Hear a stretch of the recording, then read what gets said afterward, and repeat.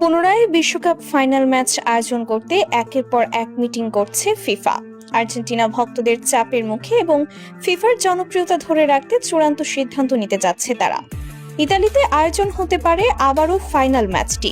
এবার ফাইনাল ম্যাচটি নিরপেক্ষ ভেন্যুতে নতুন করে আয়োজন করতে ফিফার বিরুদ্ধে গর্জে উঠলেন ব্রাজিলের কাকা।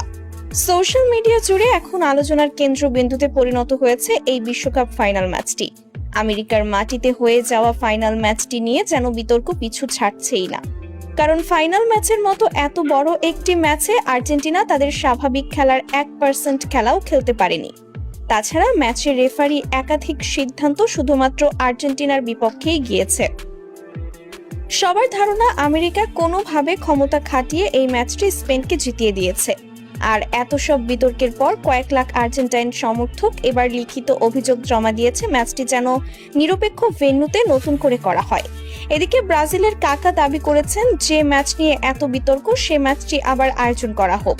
স্পেন যদি আর্জেন্টিনাকে হারানোর ক্ষমতা রাখে তাহলে আবারও খেলতে রাজি হবে না কেন?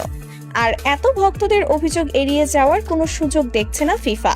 নিজেদের জনপ্রিয়তা ধরে রাখতে সমর্থকদের এই অভিযোগ আমলে নিয়ে ইতোমধ্যে কয়েক দফা মিটিং করেছেন ফিফা প্রেসিডেন্ট।